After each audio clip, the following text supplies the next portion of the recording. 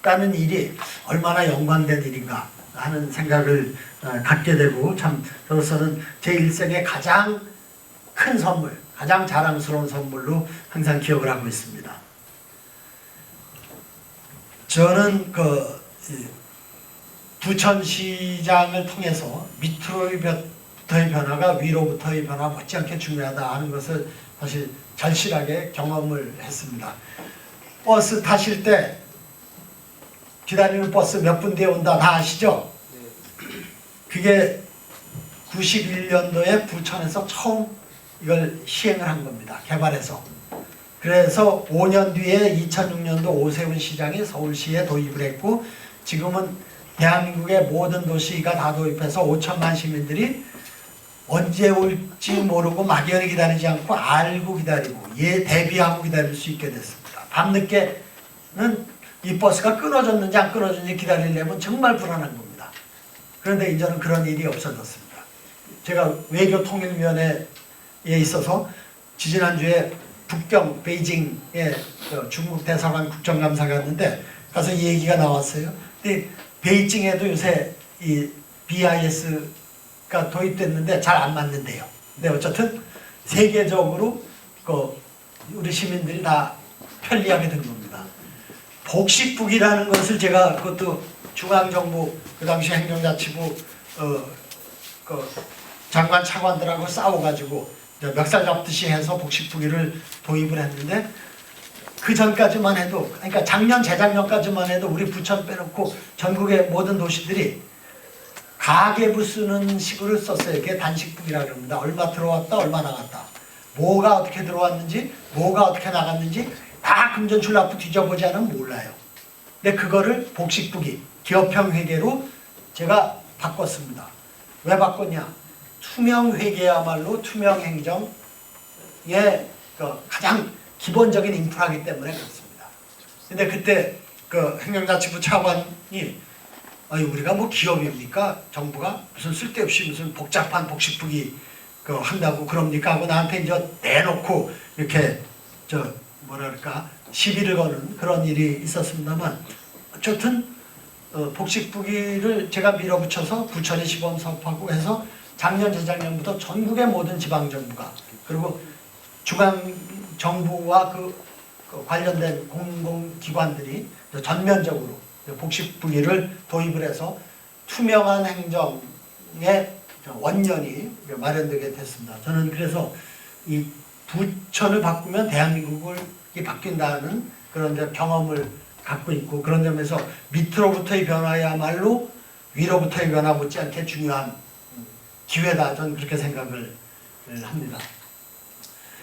그리고 노무현 대통령이 당선된 바람에 제가 국회에 다시 소집돼서 와서 한낱 싸웁니다. 이명박 정권 초기에 제가 18대 국회 초대 원내대표를 했는데 제일 오래 싸운 기록을 제가 남겼습니다만 참 이건 참 안타까운 기록이고, 그래서 정말 국민들이 원하는 일하는 국회의 모습을 만들기 위해서는 이 몸싸움을 근절시켜야겠다 해서 소위 몸싸움 방지법이라고 얘기하는 국회 선진화법을 여야 합의로 제정을 했고, 그것이 제가 지금 20년 가까이 국회의원 생활하는 일 중에 가장 좀 중요하고 보람된 일이다, 그렇게 생각을 하고 있습니다. 예, 지금 제가 저는 우리 대한민국의 여러 가지 혁신 과제가 있습니다만 대표적으로 한 두 가지를 소개해 드리겠습니다. 첫째는 경제민주화인데요. 왜 경제민주화냐?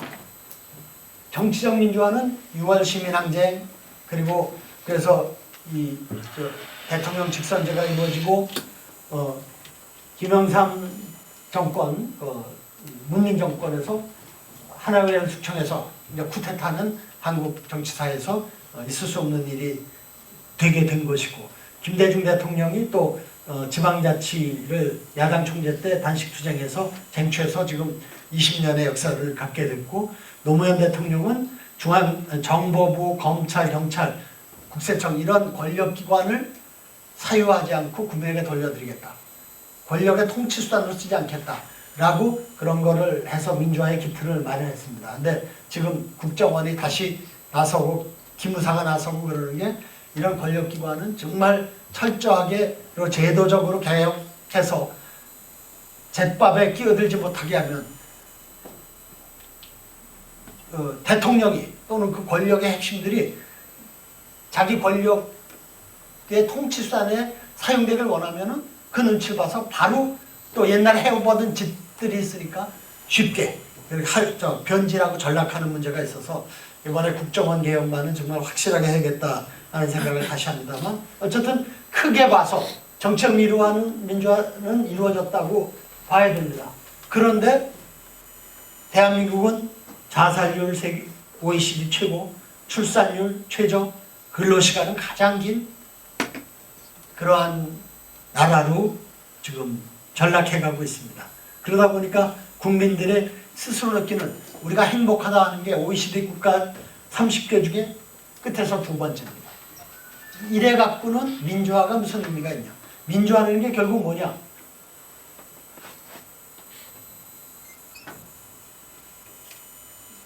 국민들이 주인의식을 가지고 잘 살 수 있는 나라. 그게 결국 민주화인데 그것은 경제민주화, 사회민주화까지 갔을 때 그것이 실현되고 국민들이 아 이것이 민주화라고 하고 체감할 수 있다라는 점에서 경제민주화가 중요합니다. 그리고 다음으로 제가 아까 시장 때 많이 소개를 해서 더 큰 설명이 필요 없습니다만 이 지방자치야말로 시민이 주인되는 중심되는 그러한 사회를 만드는 데 필수적인 거고 또 지방이 자기 특색을 갖춰서 살려서 발전해 나갈 수 있는 다양한 어떤 발전의 기회가 주어진다는 점에서 또 아주 중요합니다.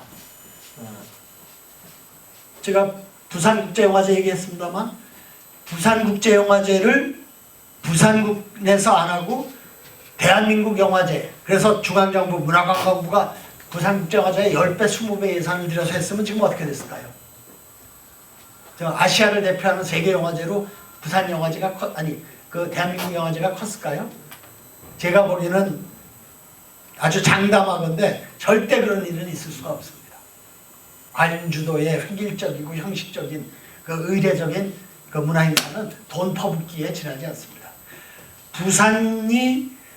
부산이라는 도시의 특성을 살려갖고 그 부산의 시민들의 전문성, 헌신성을 내세워서 했기 때문에 불과 10여 년 만에 아시아를 대표하는 세계적인 영화제로 성장했던 겁니다.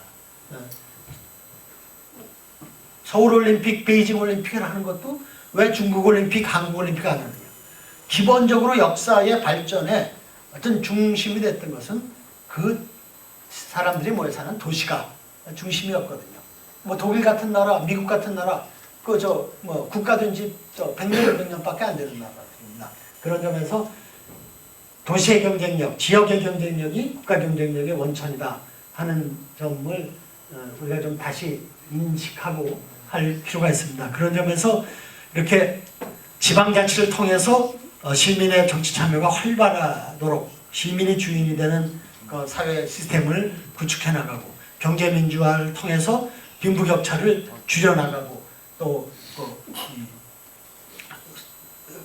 소득과 분배가 성장과 분배가 조회될 수 있도록 하는 것 그리고 또 거기에서 불가피하게 발생하는 사회적 약자들을 보호하고 우리 사회 구성원으로 인간답게 생활할 수 있도록 하는 이런 복지제도 이런 것들이 합쳐져서 결국 모든 구성원이 풍요롭고 행복하게 살 수 있는 사회가 좋은 사회다. 이 좋은 사회가 우리가 지향해야 할 목표다.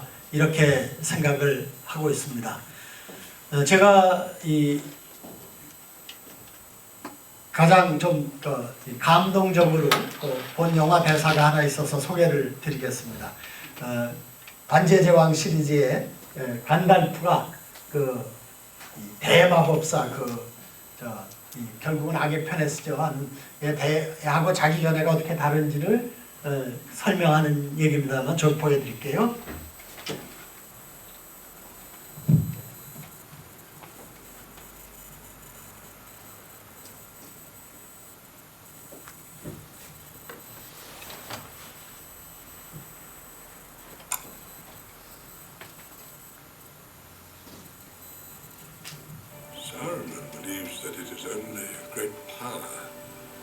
old evil in check.